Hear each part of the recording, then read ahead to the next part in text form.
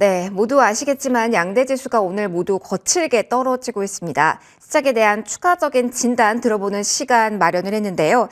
자, 오늘 시장의 코스피와 코스닥이 2에서 3% 하락세를 보이는 것뿐만 아니라 지금 이 우크라이나 사태로 인해서 잠시 후에 개장할 유럽 주식시장 역시 하락을 대기하고 있고요.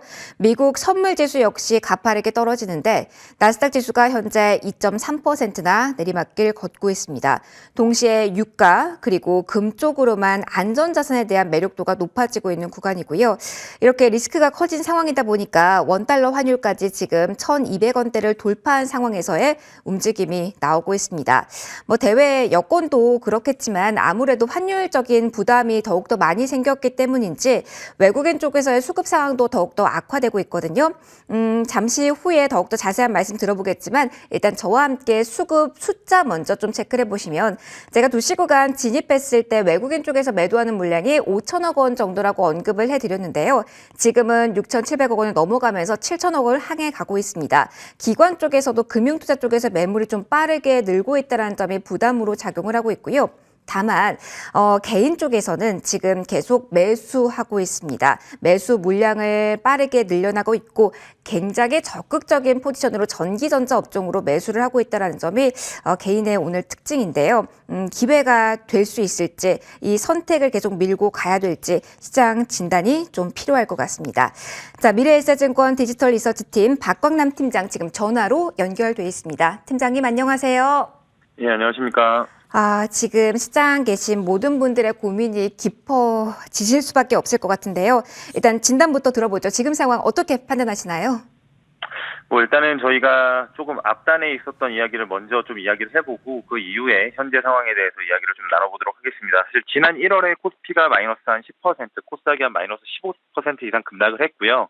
지금 2월 중이지만 전일 기준으로는 원래 코스피는 0.35% 정도 상승했고 코스닥은 마이너스 한 1, 3% 정도 빠지면서 월간 기준으로는 조금 혼조세를 보이는 양상이었습니다. 하지만 오늘 러시아의 우크라이나에 대한 본격적인 침공으로 변동성이 좀 극대화된 상황, 추가 낙폭이 더 확대될 가능성이 좀 높아진 상황이라고 보시면 될 것 같고요. 사실 1월까지는 각종 매크로 리스크로 인해서 가격 조정이 좀 강하게 나타났었는데 2월 시장은 좀 어떻게 보면 기간 조정의 형태였고 종목 장세가 나타나는 형국이었었거든요. 다만 오늘의 이제 이 러시아 이슈로 인해서 추가적으로 가격 조정이 좀 두 번째로 좀 일어나고 있는 상황이라고 좀 봐주시면 될 것 같고요. 하지만 저희가 이래 매파적인 연준, 지금 우크라이나에 대한 지정학적 리스크에도 불구하고 한 가지 그나마 긍정적인 부분은 글로벌리 엔데믹으로 가는 방향성도 가속화되고 있다는 부분도 분명히 좀 주목할 부분은 좀 있다라고 좀 봅니다. 사실 이 3월 주식시장에 대해서 그러면 어떻게 보느냐라고 하면 일단은 그래도 반등의 기미가 모색될 확률은 여전히 높다라는 판단을 좀 하고 있습니다. 사실 제가 자료를 처음에 작성했던 시점하고 달리 오늘 장중에 이벤트가 좀 있었기 때문에 저희가 어떤 부분을 좀 지켜봐야 되냐라고 하면 규제의 강도가 가장 중요할 것 같습니다. 일단 앞으로 지켜봐야 될 이슈는 전면전의 강도, 그다음에 규제의 강도 이 두 가지 정도로 보시면 될 것 같은데요.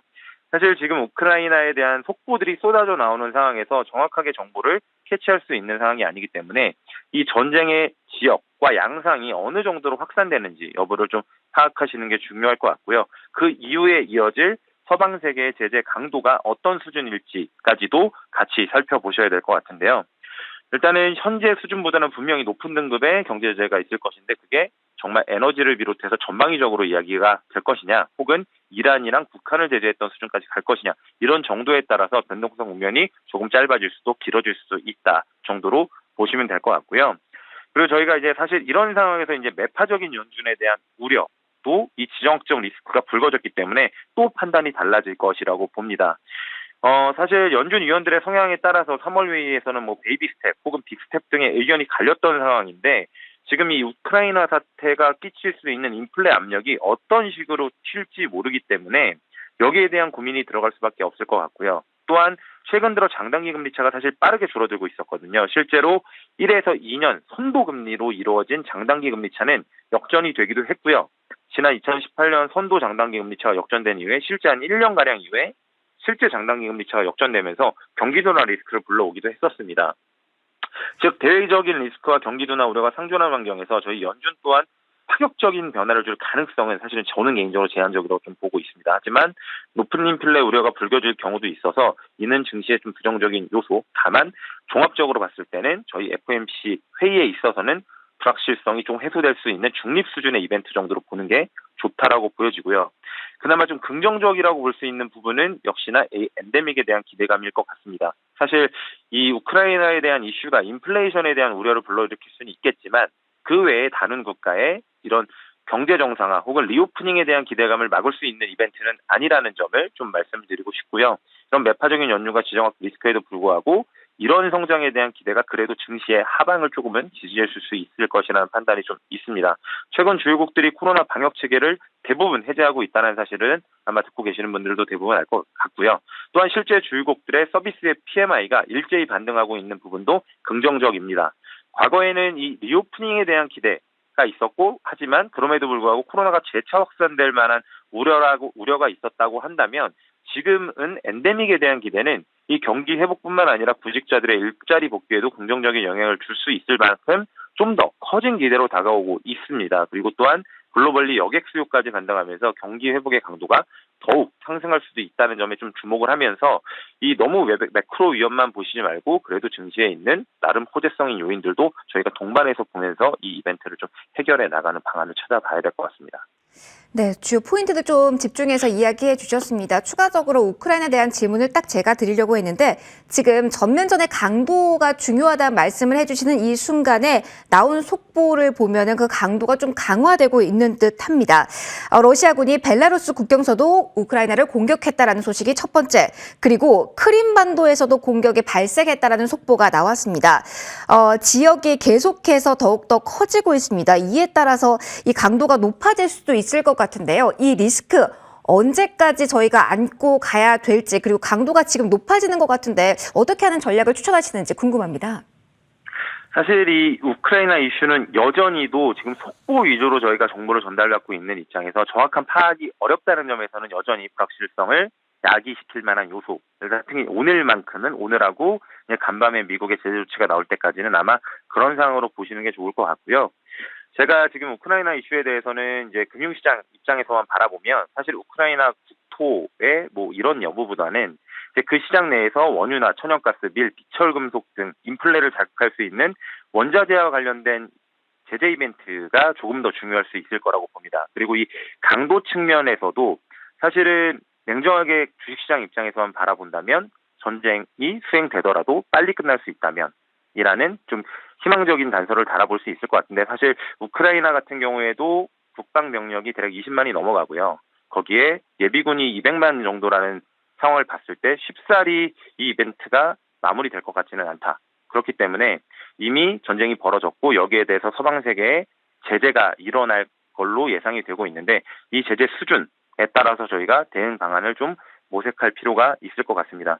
현 시점에서는 이런 상황이기 때문에 아마 극단적인 포지션을 구축하려고 하시는 분들도 계실 거라고 보는데요. 오히려 저는 개인적으로 실익은 떨어진다는 판단입니다. 저희가 뭐 선제적으로 대응을 했다면 모를까 이미 발생한 일이고요. 그렇다면 저희가 이런 제재의 강도 등의 이벤트를 좀 더 보고 나서 움직이는 게 맞을 것 같고 또한 강도 또한 이런 속보적인 기사가 아니라 어느 정도 좀 진행이 된 이후에 정말로 사실 이제 이런 전쟁이 일어나는데 러시아가 이야기한 것처럼 국방시설 위주로 타격이 있었다고 한다면 사실 뭐 산업시설이라든가 아니면 농업이라든지 이런 데 타격이 없으면 상대적으로 회복이 좀 빠를 수도 있다는 부분까지도 다 열어놔야 되기 때문에 지금 이 뉴스 플로우만 보고 움직이시는 것보다는 한숨을 좀 돌려보시고 조금은 관망하는 자세로 지켜보시는 게 저는 좋다는 판단을 하고 있습니다. 관망의 자세가 필요한 지금 구간이란 조언 주셨는데 금리 인상 이슈는 좀 어떻게 영향을 받게 될지도 궁금합니다. 3월 이후에는 조금 나아질 것이다라는 이야기도 있었는데 연준의 선택이 우크라이나 사태가 좀 변수가 될까요? 어떻게 보시는지요? 일단 저는 변수가 될 수밖에 없다라고 생각을 하고 있는데요. 사실 지금도 이 인플레이션에 유럽을 비롯한 미국의 인플레이션에 영향을 가장 많이 미치고 있는 요소도 에너지 가격이거든요. 에너지와 뭐 전기세 같은 부분이었는데 지금 이 부분을 또 자극하고 있다는 게 연준의 고민을 가져올 수밖에 없는 요인입니다. 그래서 제가 계속 제재 강도에 대해서 이야기를 드린 것도 어느 수준까지 제재를 하느냐. 에너지를 제재하게 되는 순간부터는 조금 더 높은 인플레에 대한 우려가 증시에 분명히 영향을 미칠 수가 있거든요. 그래서 그런 부분을 먼저 보고서 조금 예단을 할 수 있을 것 같고요. 다만 이런 리스크들이 분명히 경기 둔화 우려를 불러일으킬 수가 있습니다. 그렇기 때문에 사실 얼마 안 남은 3월 회의에서는 저희가 상황을 지켜봐야겠지만 사실 이렇게 공격적인 형태, 극단적인 형태의 정책 변경을 끌고 가기에는 부담이 있을 거라고 봅니다. 인플레이션이 발생한다고 하더라도 베이비 스텝을 밟아가면서 조금은 연준도 관망하는 자세를 그려보지 않을까라고 생각을 하고 있고요. 그렇기 때문에 현재 시장에서도 물론 이런 인플레 우려 때문에 이 지표들이 굉장히 극단적으로 좀 변하고 있는 상황들은 있지만 3월 회의에서는 0.25% 금리 인상이 아직까지는 중론이라고 판단이 되고 있고요. 여기서도 이제 양적 긴축에 대한 규모나 기간 등에 대한 좀 일반론적인 이야기가 나올 것 같기도 합니다. 또한 여기에 단서를 덧붙이자면 아마 연준에서도 이런 인플레 리스크, 우크라이나로 인해 발생되는 인프라 리스크에 대한 정도 파악이 어렵기 때문에 데이터를 보고 결정할 거라는 이야기를 할 가능성이 높습니다. 왜냐하면 그동안 연준이 사실은 데이터 디펜던트적인 계속 요인들을 보여왔었기 때문에 이번에도 크게 다르지 않을 거라고 생각하고 있습니다. 네, 그러면 시장에서 저희가 주의해야 될 또 다른 변수가 될 만한 게 환율인데요. 1,200원대 이미 돌파한 상황에서 이제 중요한 것은 강도, 그 속도일 것 같습니다. 이 환율에 대한 추이와 함께 이와 더불어서 시장 전략 어떻게 짜면 좋을지 조언까지 마지막으로 들어보도록 할게요. 네, 일단은 지금 달러가 강세의 국면으로 갈 수밖에 없는 환경이고요. 안전자산으로 여겨지는 엔화도 강세를 가고 있고 루블은 이제 6% 이상 급등하는 이제 달러 루블이 6% 이상 폭락하는 상태라고 보시면 될 것 같고요. 역시 원화도 약세를 보이는 환경이라고 보시면 될 것 같습니다. 단기 불확실성이 높기 때문에 사실 여기서 어느 정도 수준까지 이제 달러 원 환율이 치고 올라갈지는 감히 좀 예상하기는 좀 어려운 부분이 있기는 한데 제가 말씀드린 것처럼 이 모든 부분에 있어서 시장이 걱정하는 부분은 사실 인플레이션이라는 요소를 자극하는 지정학적 리스크이기 때문이거든요. 그래서 이 인플레이션에 얼마나 큰 타격을 줄 수 있겠냐라는 부분이 환율에도 분명히 큰 영향을 미칠 수 있다고 봅니다.